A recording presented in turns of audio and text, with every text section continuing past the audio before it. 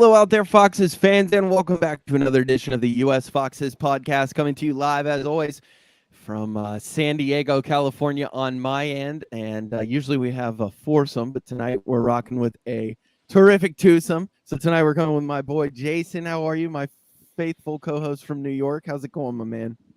All right, I had a feeling you'd have something Padres behind you today, so I had to wear the Yankees hat so people didn't confuse me with a Mets fan.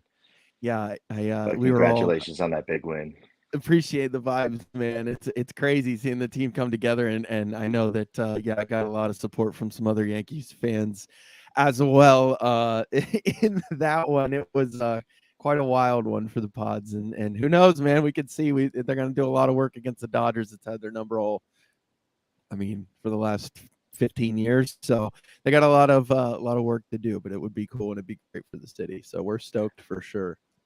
Well, I see the smile on your face, man, and I'm sure it feels really good to be able to talk about a team that's actually doing well this season. So Yeah, they're doing great. The other one, the San Diego Loyal kicked ass. The playoffs are going to be starting for them soon. The San Diego Wave with Alex Morgan, heard of her? Yeah, they got a playoff spot clinched up, so it's a good time right now to be a San Diegan. So we're vibing. How are things in New York, man? You feeling good about the Yankees?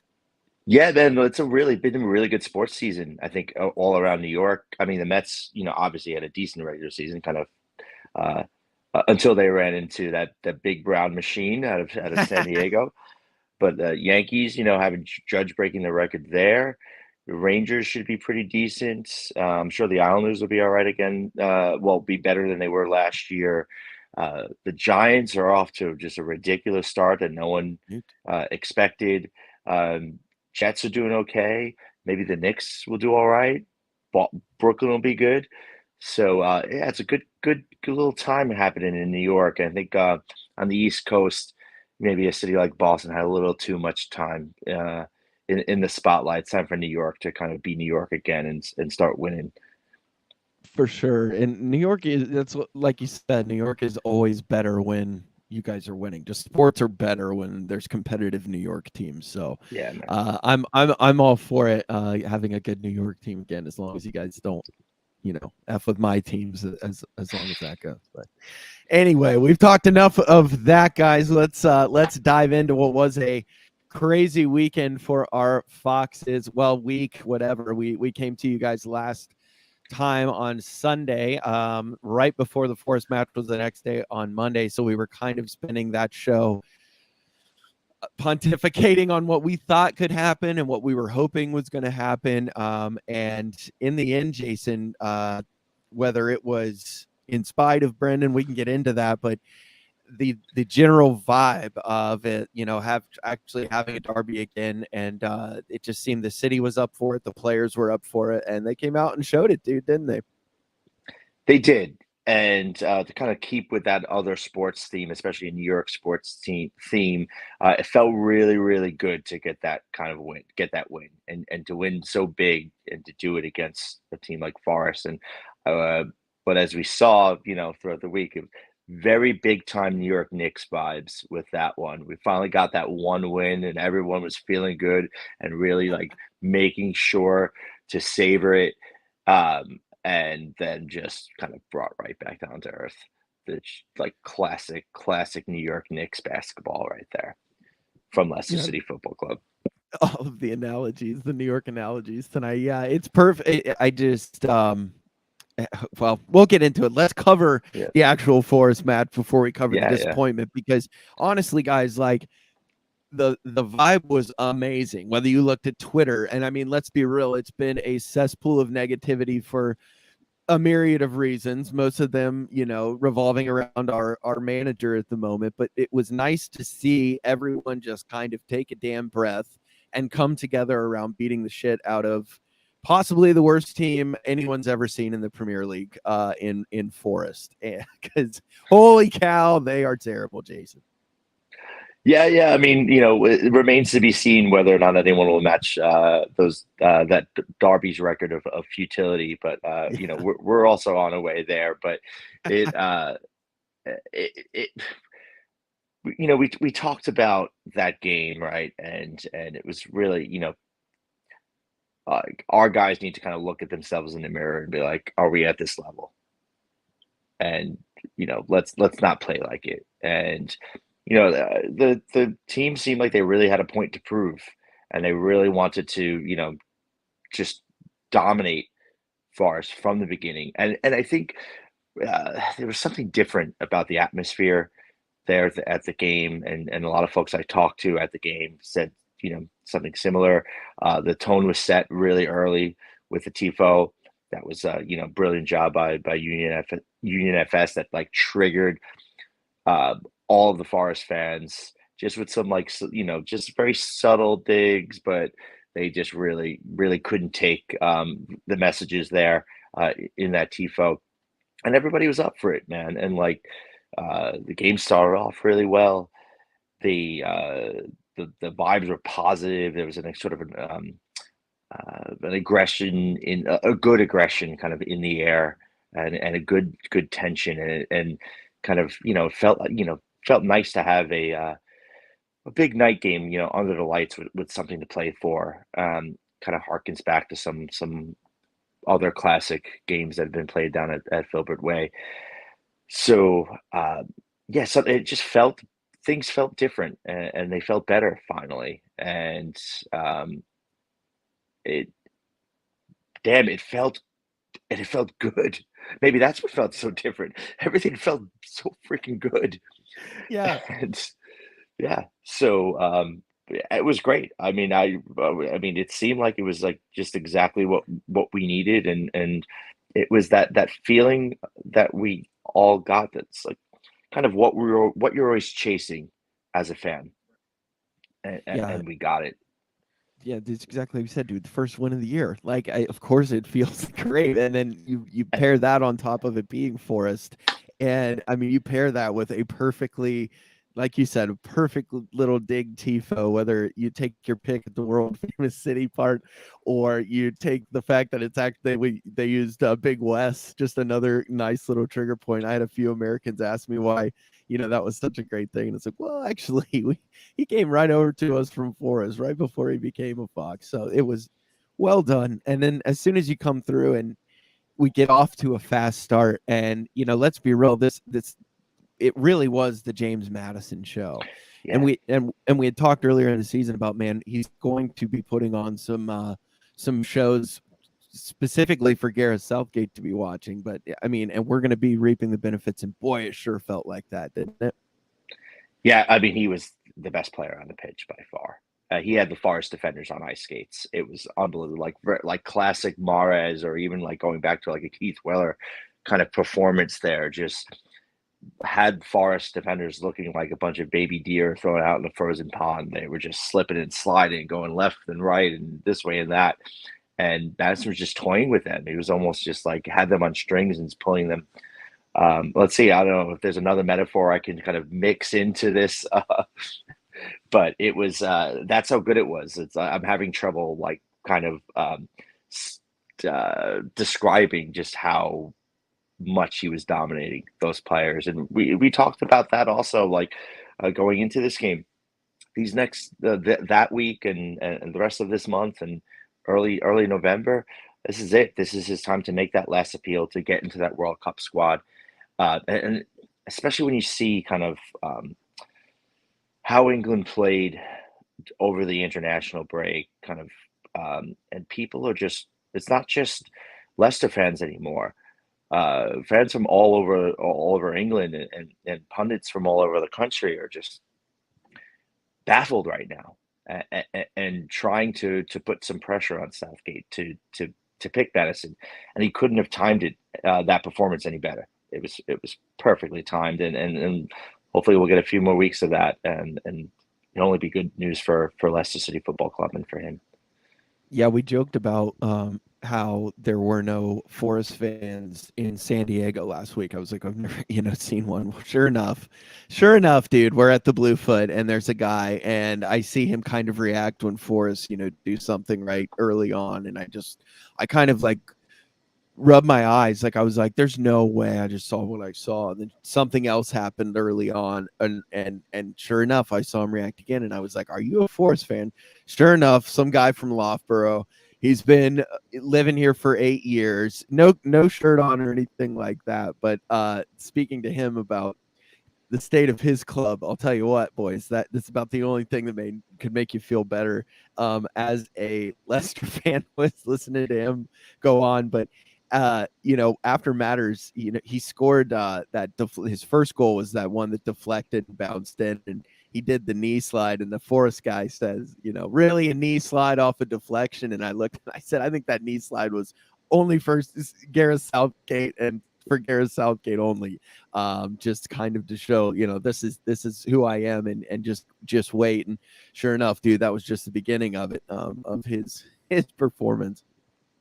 Yeah, yeah, and he slipped in another good celebration too with the darts too. I hope that lasts, and I hope he enjoys himself at the darts at every opportunity he gets. And it looked like he did a bit of that this week too. Yeah, the dart of a free kick, dude. What a beauty. When he's starting to bang them in off the post like that, those perfect, hit plays and everything is just storybook. Good God, man. If he's hitting those, Jason, it's just like goodness gracious.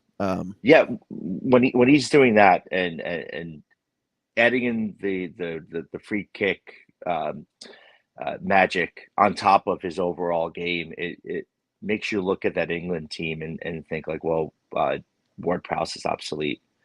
What's the point of carrying a name like that in the lineup when you have a guy like Honestly, yeah. Madison that can do all that and so much more?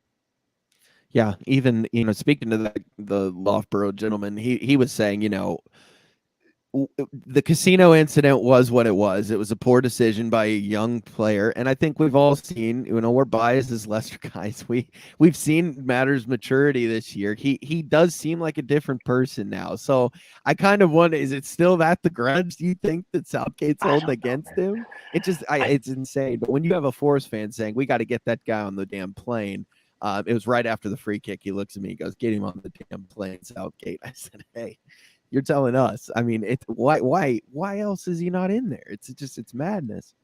Yeah, well, I think that says it all, right? When even a Forest fan has to put his hands up and say, "You got to get this guy in the squad." So I think that really sums it all up with Madison. Even a fan who's like first instinct is probably to hate this guy's guts. It's just like, Right. he's the best we've got, and Right. that's great. I mean, he truly is the best English midfielder option.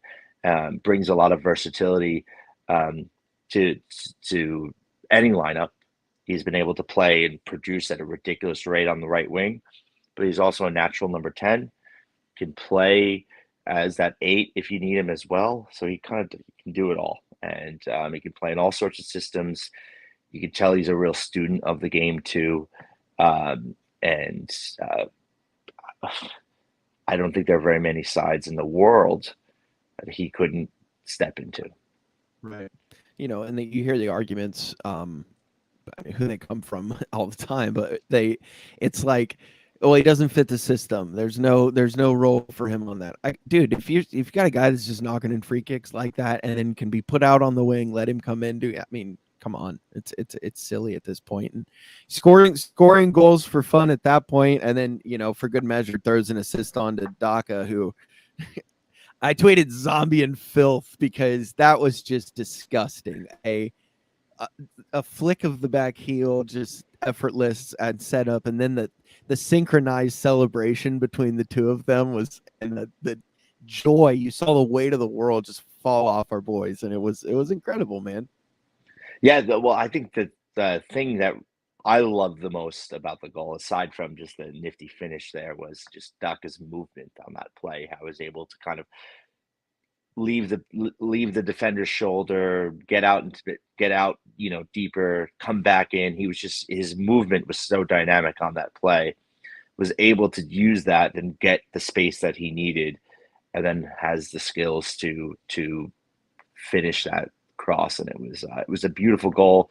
I think I tweeted out from the New York Fox's account after the next day, like it was a photo of them celebrating. It's just like everyone needs someone in their life that like celebrates your accomplishments the way Madison celebrate Staka's goals, man. Like we all need a good hype man like that, in our corner. So I was just it always makes you smile and always makes you feel good when those guys are linking up and making goals happen. Couldn't agree more. And they that's one of those bromances, whatever you want to call it, where you can tell they genuinely love each other. Like those guys are having a great time playing football together, and it was good to see. Patson, I mean, he was dangerous from the moment he came on, dude. He was making runs, looking dangerous, and he was a handful for Forrest to, just on top of what they were already dealing with when he came on. It was very, very good to see. Yeah, I mean that's the kind of football that we want to see as fans, right? We I know it's a results business. There's a lot of money on the line. It's also entertainment, and we want to see these players running and playing at a fast pace and taking on defenders and chasing down through balls. Barnes also was had a great goal, and that's when he's at his best, when he's playing like that and pushing forward. And when Madison and Daka are playing the way they are, they also make football look really fun, and that's really enjoyable to watch. And I think that's been a frustration this season where we've got the guys that can play football that way, can play that joyous, fast um, uh, football full of flourishes, and they don't, for whatever reason, they're not getting to play that way this year. And it was nice to see the kind of, it almost was like the shackles kind of came off for Right. that game. Yeah, it definitely was. It was a different team out there. It was a totally different team. And, there were no Forest highlights essentially. They did get through a few times, and when they did, even Danny Ward looked great. I mean, it was an overall performance that even Danny did his job. Yeah, I mean, I will say, like, we defended set pieces really well, so that was really good to see, and it seemed like there was like a real commitment and intent on set pieces on both sides of the pitch, and like Foss was really kind of trying to pump up everyone. Like anytime someone made a clearance or made it on a defensive set piece, he was really cheering everyone on, and like the players really just like uh, it seemed like they made a commitment to each other before that game that like we're not giving up a goal off of a set piece, and they battle on every set piece, which I loved, and that made a difference. We kept a clean sheet. Now, were we as tight as we should have been at the back? No, I think we were lucky that Forest were just as bad as they are. And maybe that's a little rich for me to say right now, considering where we are at the table compared to them. But they're not a good team yet. They might be, but they're not a good team right now. And there were chances that, like we saw the next week, that even a side that's like maybe a slight step up, Bournemouth will actually put away, and just Forest did look pretty hopeless with their finishing. I mean, But Ward made a couple of big plays too. yeah, we didn't have, because it was a Monday, we didn't have our normal bartender. We had a lady who's normally not working the bar. And she said, "Why isn't there?" And she saw the FBS. She was asking about that. And literally, this woman, I think it might have been her first soccer match she watched. She said, "Why doesn't the red team have anybody on their shirt?" And at that point, they were down 3-0. I was like, "Would you want your name on this shit?" I was like, "It's perfect, man. That's why they don't have a sponsor. Is nobody wants to be represented by that club right now, because yikes, man." And maybe we should have, I don't know, dampened our Good. expectations a little bit more heading into Bournemouth after that win, because, oof, Yeah, but like everything felt good and everything looked did. right, and you can only play the side that's in front of you, and there have been too many times where we played down to the opposition's level. And they really didn't do that against Forest, and you know every game right now is important. It's almost like every game is a mini final right now till we're safe. Right. Let's call it as it is. Right now, we're in a relegation scrap. So, and it seemed like, yeah, the guys kind of bought in. And one of the criticisms I think a lot of fans have had about Rodgers is that he wants to football his way out of everything. And, I was saying this weekend, if I'm in a situation where I'm in a desperate spot and I'm in an alley and there are two guys coming after me and I've got nowhere to go, the only way to get out of that is to fight your way through it. It's most people aren't going to be able to kind of come up with some MacGyver type thing and rappel up. You got to get. There's only one way out, and we don't really kind of bring that mentality, or Rogers doesn't always bring that mentality to the team, and make it a little bit less about trying to find the pure way out of this, the pure footballing X's and O's way out.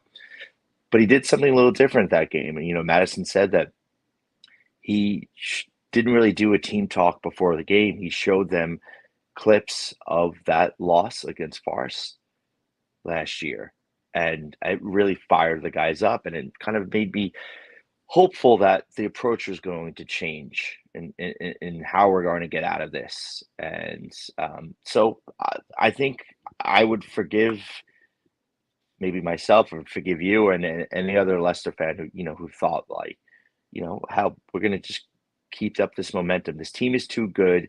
Now they're fired up. We know that we're just going to have to fire our way out of this, and we'll go down to Bournemouth and do the same. Well, before we got there, and speaking about how fans felt, what a perfect time to bring in match days with Ollie. We had talked about it earlier in the year. Our match day correspondent from over there, Mr. Oliver McLean, he shared with us his thoughts following the Forest match.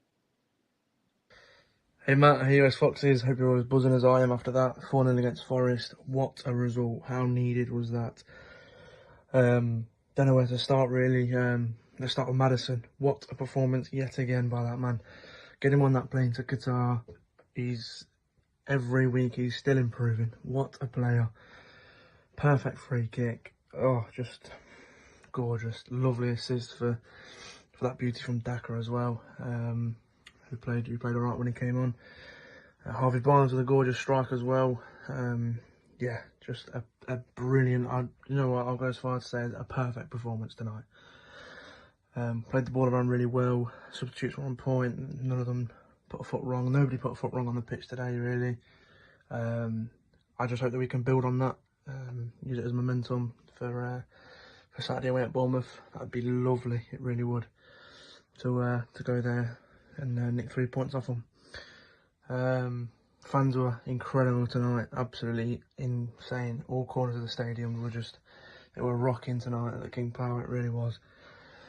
Oh man, more of that please, Leicester City. More of that. We go again Saturday, Bournemouth away. Up the city, up the Foxes. As always, keep the faith. Come on. Thank you, buddy. So you can see, guys, that was the general feeling. The entire stadium was on it, and Brendan had, definitely bought, for at least the time being, it bought himself some goodwill, Jason. So, from that, we headed in, and we all the great quotes during the week. Everybody was saying the right things. Heading into a Bournemouth, you've got a team down towards the bottom. What a great opportunity! Really, the team we did skip over Ndidi getting hurt and being taken off at halftime versus Forest. So we started the Bournemouth match being down Ndidi, but really, other than that, and Vards, who has yet to find the score sheet. I mean, there's an argument to be made here, guys, as we go as Vardy goes, because we can dive into that on a later episode. But when you've got him scoreless as well, good to see Patson earn a spot and get into that starting lineup. And Wout Fast gets his third start in a row. So the signs were there for a good performance, man. Yeah, I think we were all pumped up, and we had all already decided that Foss is going to be the new cult hero after that Forest win, and it looked like, yeah, the lineup was good. Considering Ndidi's injury and Samari actually, Samari's looked decent. That's right. And then Daka's form. You can't really argue too much with that setup going into the game. It should be good enough. Should really be good enough to go down and get 3 points against that Bournemouth side. No, we had even our though Bournemouth were in great form and undefeated for what, like five games in a row or whatever it right. was. But if you just compare the names on the team sheet to the names they put on theirs, this Leicester team should really come out on top. Honestly should. And what was it, the stat that do you happen to know? How long had it been since we had won at Bournemouth? I, I I don't know, but I I've saw been conflicting considering using this platform as a to make an appeal to the FA to investigate what goes on in the locker rooms down there at Bournemouth. I am fully convinced that they are replacing our defenders' water bottles and filling them up with gin, because there's ah, just no other explanation for like what typical. happens when we go down there. Like everyone has a It's meltdown insane, dude. in the back when we play Bournemouth. It's insane. We start off Daka again. It comes in, turns around, does one of those, heel turn moves and just blasts one right into the net. We get off to a great start. We're going crazy at the Bluefoot. We got 10 people out at 7 o'clock in the morning, and Pats and Daka scored. They're wearing these gold kits that are shining in the Bournemouth sun. Everything is so great. Like Yeah. everything couldn't be better. And then it's just like turn of the switch, the same shit that's happened all year. It just goes from 100 to 0, man.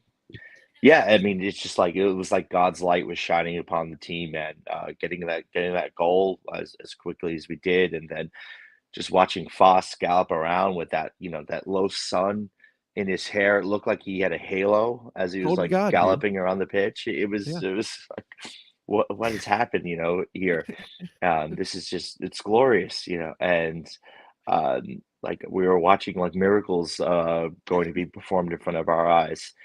And yeah, I mean, at one point, I thought I saw that we have a signed photo of Frank Worthington up on the wall, and at one point, I could have sworn, I looked at Foss and I saw um, the halo, and then I looked at the photo. And I think he winked at me, and so yeah, I Whoa. was gonna call the church and say, Yeah, we man. We saw a get a little miracle on 33rd. Yeah, not on 34th, but just on 33rd Street just in 33rd. Manhattan, and ah, and then, like you said, man, like something happens, man. It's like this team down in Bournemouth. Well, it's happened in other games this season, but it's like every time in Bournemouth, man, like something happened, like a switch flips, It really and is.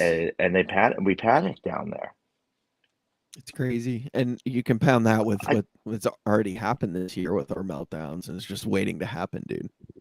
Yeah, I don't know if it's like on people if they're uncomfortable seeing that many pensioners in the stadium, or what it is, but we've got to figure it out. I mean, Bournemouth might be a It's bit like of a yo-yo team, so we have to take advantage of those years where we don't play in the same division. But hell, if we're not freaking careful now, we'll be the team that goes down and they'll stay up.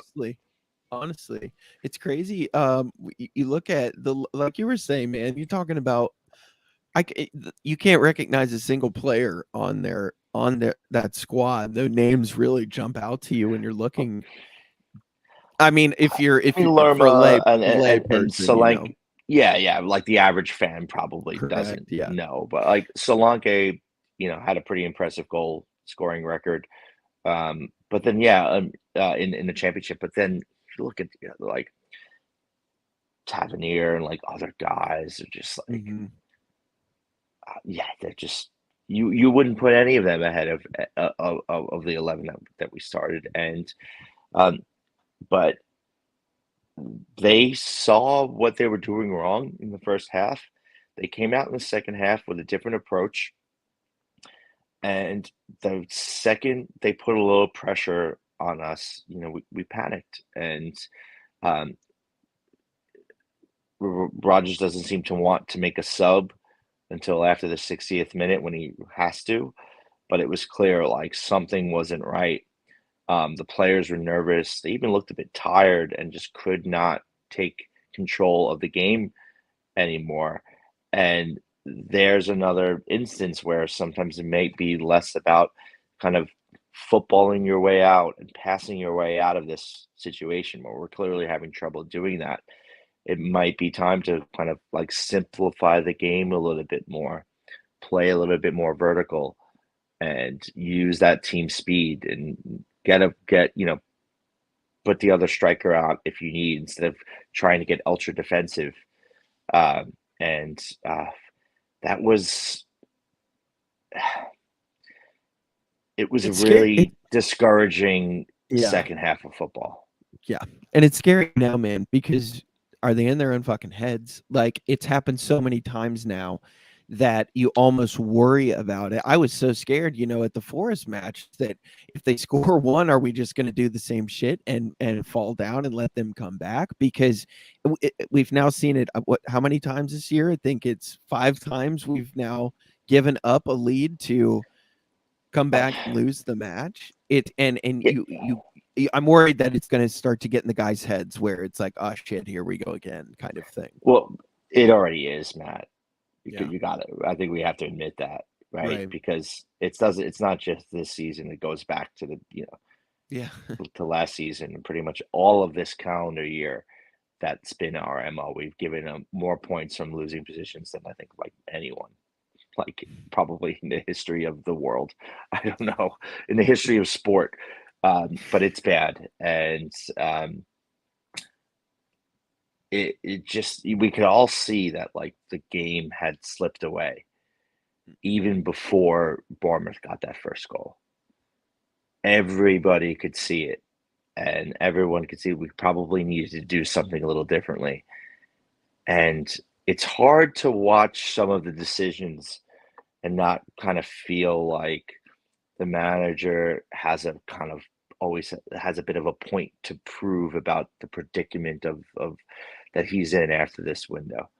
Right. And some of the subs, like Castagna was actually all right. I think Justin had a really tough game, but I guess I think Castagna should probably just playing the mask all the time because he's always taking shots. I'm so He's glad. like Dude, it was like this freaking close. Like same eye, everything. For those of you, I don't know, didn't see it or whatever, but Castagna, who had that horrible, horrible, horrible eye injury, almost lost his damn eye for Belgium.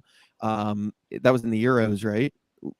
I believe. Yeah, in the Euros. Same eye gets a cut, an elbow, I'm thinking. Anyway, swells up, disgusting. But you could see the cut line was right next to his damn eye. So I'm with you, dude. Bring back the Phantom of the Opera. He's like he's like I don't want to. It's going to sound a lot worse than I mean it, but he's almost like a human human like little toe. Like no matter what you do or how careful you are, you're always going to take a shot. He's always going to get hurt. Like he just, but he puts himself in there. He gets stuck in, and I really like that about Castagna. And you would think you've got a guy like out there that's battling, looks like a boxer out there. That should fire up the other 10 guys out there to to get the win for someone putting in a performance like that. And then speaking of the fullback situation, I know I'm always going to have a soft spot for Big Dan, but he's another guy's confidence isn't quite there right now, and right back is probably not his most comfortable position. And it's been a tough season, so not very many positions are looking too comfortable right now for the guy. And Justin's a right-footed player playing on the left. We have a left back that's shown he can play in the Premier League. We have a left back. I don't know if Rodgers just forgets about them, or he's going down the list of subs and they're written in alphabetical order, so he doesn't even get to T. But Luke Thomas is there, man. Yeah, like is he the best left back in the league? No, he'll just but he's gonna have to play if he wants to get better.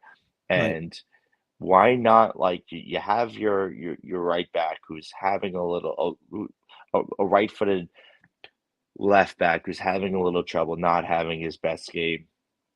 If you don't want to take him off, move him to the right side, and then put in an actual left back. So now we have two fullbacks playing in their natural positions.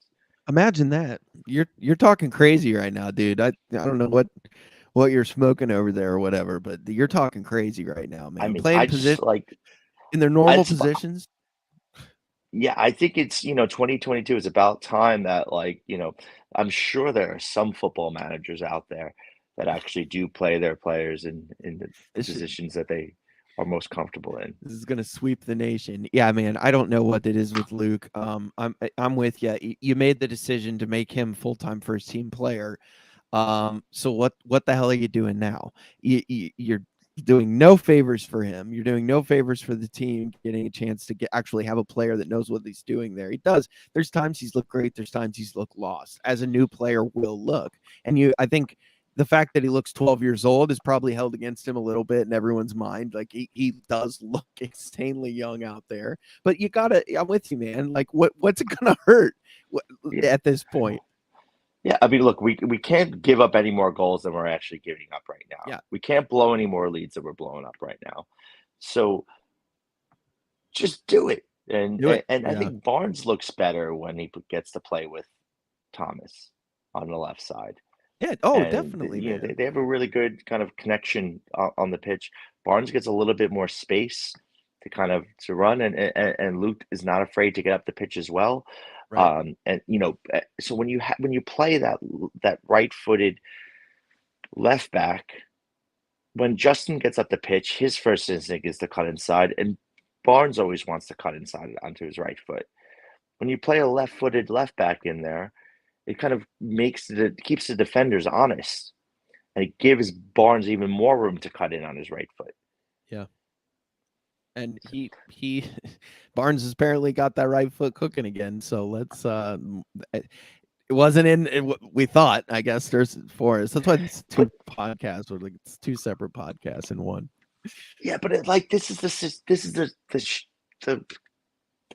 crap that we're gonna see because we're not playing these guys, and then things are not going well. Who knows? Maybe Cassani's going to need a little bit more time to treat the injury. We don't know yet, right? Right. So Luke has been, collecting splinters in his ass all season, and now we're going to throw him out in a game that we're going to have to win. Every game we need to win until we get to safety, and he may not play his best, and it's just going to look bad for him. It's going to put more pressure on him, put more pressure on the club, and we're expecting a guy to just slot right in the lineup at Right. his age and play at his best. And that's like I think it's unfair to ask of a player like Thomas. Well, it's like you said, with Dan too. Sorry, get crazy terriers. With Dan and Marty, guys, like I think a lot of people forget when Dan came to this club in 2015, he was a center defensive mid from Copenhagen. Like the guy has slowly, slowly dropped back. So when you have guys not playing where they need to play is something that he's used to, but he's also doing a job at a job wherever we need him to. So we got to remember that. I'm with you, man. Love Dan. Love you, Big Dan. Yeah, I mean, obviously he didn't have the best performance. I think he would probably also admit that. But I think we're in a situation right now where we need everyone to be at their best, right? And we need to kind of put our squad in a position to kind of the best place they can be in to succeed. Yeah. And um, we can't cry anymore about the summer window. We have to get the most out of what we've got, and it's up to a manager to sum up all the parts and translate that to or come up with 3 points, right? Sum up all the parts on your team, make that lineup, and see if it adds up to 3 points at the end of the day. And Just it's not feeling like we're getting that right now. I think right. things have gone stale. We it, it's not too late, but I for the season to turn around. But at the same time, it's not too early to use the R word. Right. And it's, I mean, let's be real, guys. It's October. It's not September anymore. Like, we're gonna turn around. It's gonna be November. Then we're gonna have that World Cup break, and I'll tell you what, you don't want to. Who knows what the hell's gonna happen after that? It's essentially gonna be like 2 seasons, dude. So maybe Yeah, it's a man, positive thing. and if things don't turn around, there's a January window coming up, and we're historically not the most active team in the January window, and we have assets that other sides want. Big time. Yeah, it'll be interesting. Before we move on from Bournemouth, though, let's go ahead and get now our second contribution from Match Days with Ollie. He was at the match, and I think you'll be able to tell it'll be a slightly different tone from our dear friend over there after the Bournemouth match. Hey Matt, hey US Foxes, hope all is well. Bournemouth 2, Leicester 1. And yet again, not good enough. Not even close to good enough. First 20 minutes was decent. Score a goal early, but yet again, we let a goal lead slip. Like we have way too many times this season already. It's becoming a bit of a joke now. I'm sick of it, I know I am, but I can imagine that the thousands that go every week are as well. Yeah, it's good to see Ducky get on the score sheet, of course. Looks like he's starting to come good, but like I say week in, week out, as soon as we score, we just sit back and let them press. And it invites them to create chances and shots on target and goals every week. It's just so stressful, especially to watch from the stands. Yeah, lost the game with it in about 5 minutes, didn't we? Was it 2 goals in 4 or 5 minutes? But yeah, we move to Saturday against Palace. Can we hope for the best, really? But as always, we love to keep the faith up the city. Keep the faith up the city, and yeah, man. Ollie, I have to say, very impressed with his hoodie collection. Mixes it up every week. So I'm always looking to see what the new color is going to be this week. Yeah, it's funny that, the whole game blew up in 5 minutes, which was immediately after the substitutions we were just talking about. That's when both goals went in. But I think you just see the difference, right, in the demeanor there, and even in ours, talking about the Forest game versus this. If you go on the if you check out our post game photo at the bar, you can see Jordan is looking very much like Ollie is feeling there. Yeah. And so we've already kind of been passing around that photo just amongst each other. And Jordan did have a great reply. He's like, well, I look like I just watched the second half of Bournemouth versus Leicester. At Vitality. Yeah, dude. I don't know. It's awful. I think Brendan had every opportunity in the world to really turn around a narrative that was already written in stone, in my opinion. A win there versus Forest, compound that with a win versus Bournemouth. Suddenly, dude, you can almost watch like the fans falling off his back. I could see it happening. And instead, all that we learned were Forest are really shit. Like instead of knowing anything about our own club. So yeah,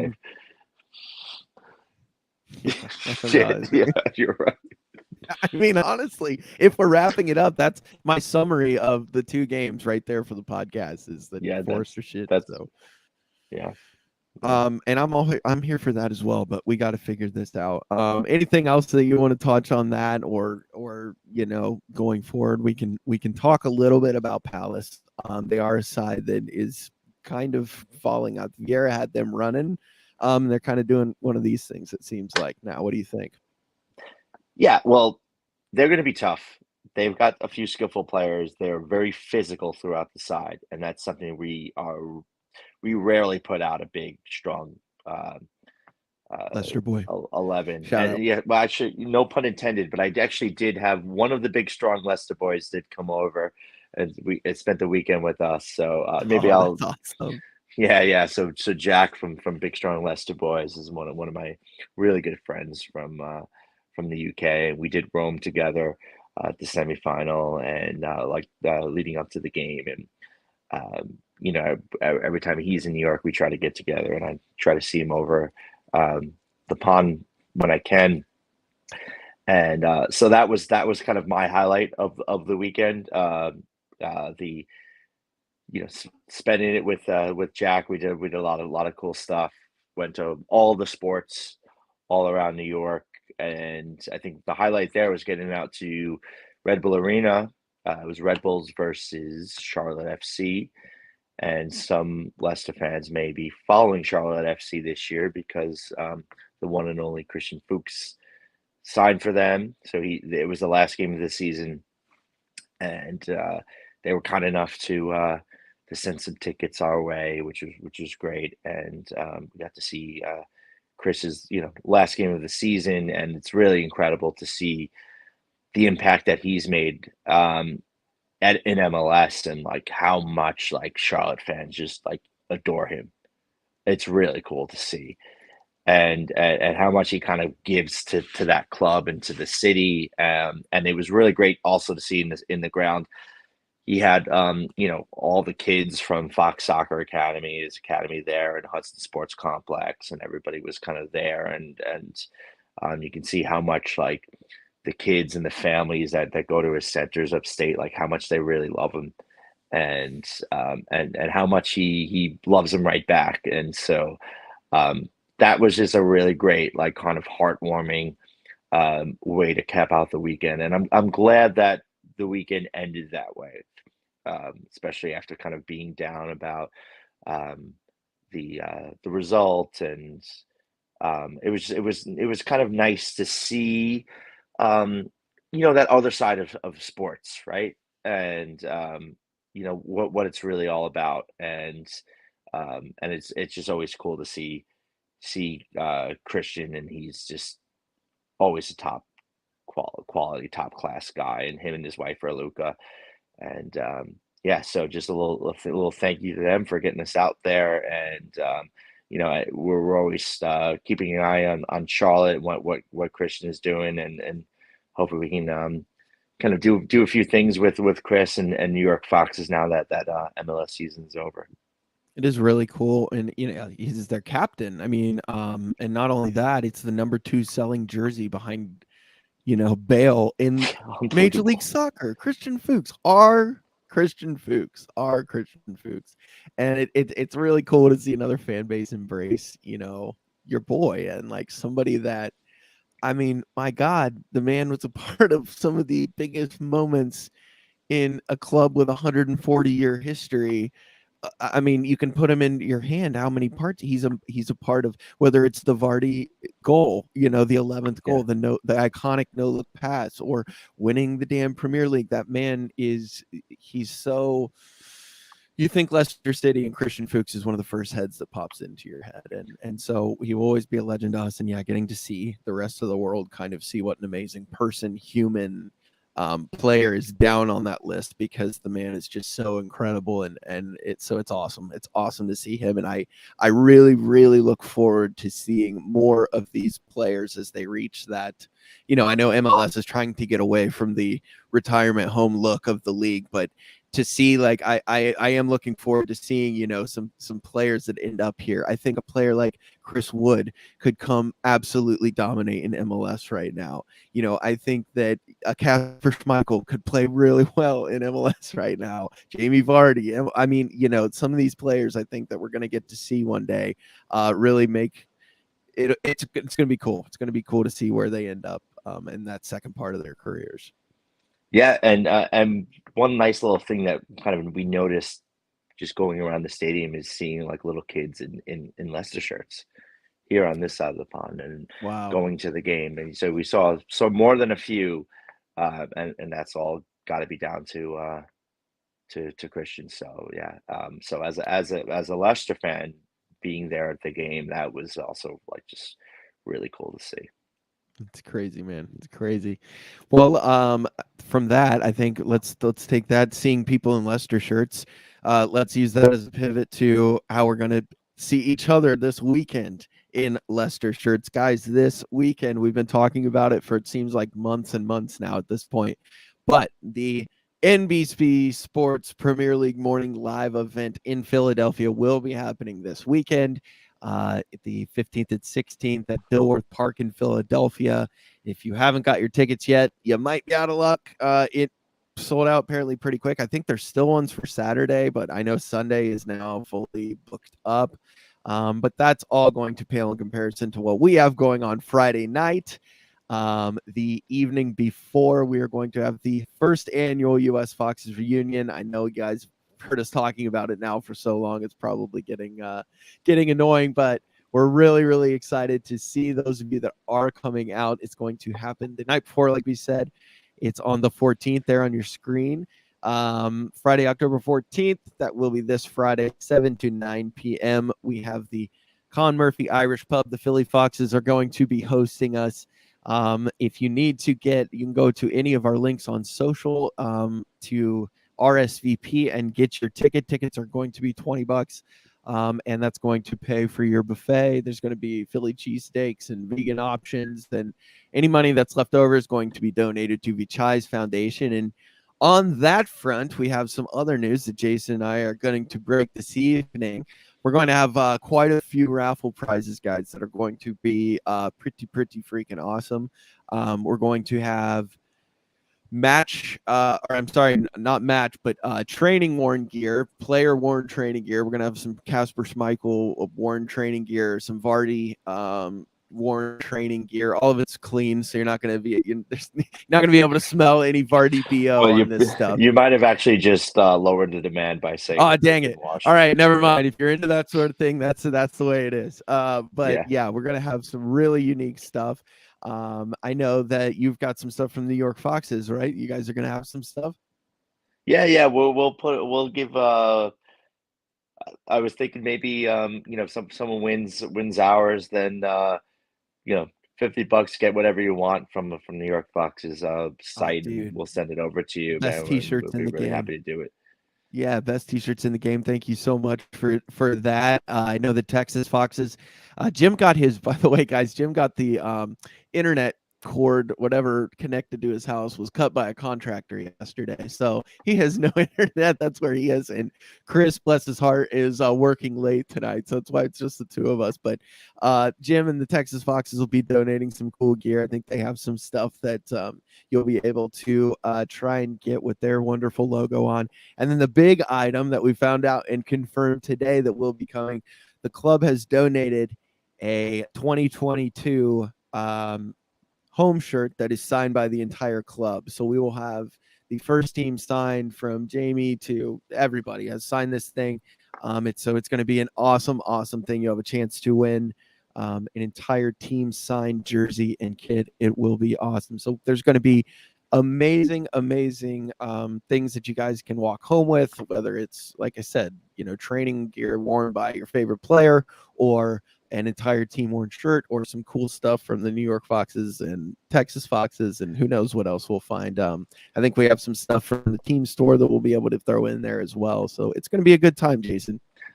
Yeah, and I think that's like kind of what makes this club still so different than everyone else. It's that they notice things like this, and that we're doing this in Philly, and we've got folks making big trips, so we can all get together and see each other, and kind of support the club together, and um, this is just for other clubs in the world, they always seem to have something different, or um, something on their minds that's just looking to kind of squeeze more money out of the fans. And it's great to see that our club kind of still does things like this, and was kind enough to donate a shirt that would look great in anyone's home, or any bar that might have an empty space on the wall that hosts Leicester fans. So thank you to the club for donating that to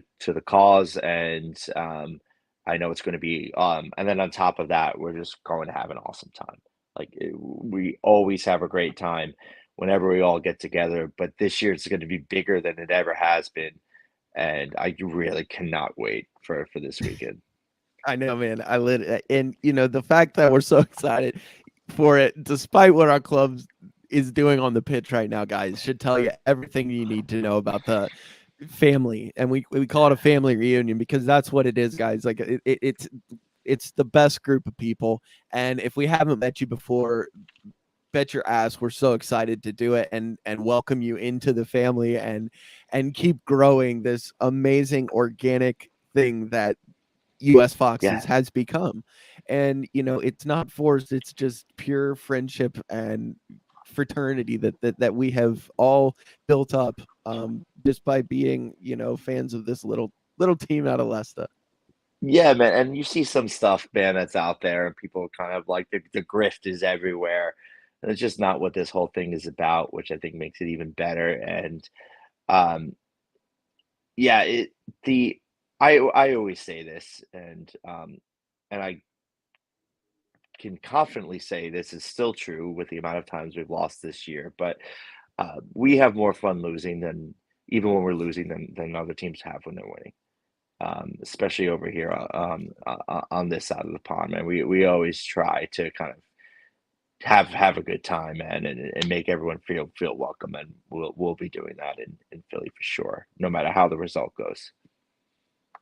100%, guys. So once again, hop on to the socials if you haven't done it yet, because I'm telling you, this is something you are going to want to be a part of, and the friendships that you're going to make, and it will be worth whatever effort that you have to put into it. Driving through the night, whatever it takes. I know it's a monetary uh hardship. Times are tough right now, but I can promise you that being together with the crazy group that we call family will make it worth it, and you'll be glad that you did. So come out, donate some money to a great cause, walk away with some awesome swag. Maybe like we said, a fully squad signed jersey is going to be up for grabs, training gear, all sorts of great stuff, guys. So please, if you can make it, try to make it, and we'll hopefully see you in Philly this weekend. On that note, Jason, anything else you want to touch on, my brother? No, no, just we're only a couple of days away from seeing each other and everyone else that's out there watching and listening. So I'm uh, I'm looking forward to that, and that made this weekend's results, just a lot easier to kind of forget about, knowing that we had this to look forward to, and you know, once again, shout out to Christian and Raluca Fuchs, everyone over at Fox Soccer Academy and Hudson Sports Complex up there who are doing like such great work with the kids and the communities up there. And an extra special shout out to Jack from Big Strong Leicester Boys who made it a great weekend here in New York. Cheers, man. That's awesome, guys. Yeah, and like I said, brush up on your Well, songbooks just because we're gonna be singing. yeah, and just one more thing I forgot. So if you're in New York and you're not making it down to Philly, then get down to Football Factory. Jack will be open. We'll have some of the New York Eagles will be down in Philly as well, but not everyone from our group or their group is going down to Philly. So if you're in New York and you can't get down, then get down to Football Factory. Jack will be open bright and early for that 7:30 a.m. kickoff. Cheers, guys. And yeah, one more quick thing. When you get into Philly, for those of you that are coming, because I know people are getting in at all different times during the day, feel free to shoot us some tweets at US Foxes. We'll keep you updated on where, if we know, if hey, 4 or 5 guys have gathered at this bar or wherever, if while you're starting to get in before we all make our way over to Con Murphy's, we'll try to keep everybody as organized and updated where they are so we can all get together as quickly as possible and do that. I'm taking the red eye, so I'm out of San Diego on Thursday night, so I get in around 6 a.m. So I'm going to be going pretty hard, pretty early. No naps for me, so I'll definitely be ready to have a pint or 10 with some fellow Foxes. So I'm looking forward to seeing you, and seeing the rest of the guys.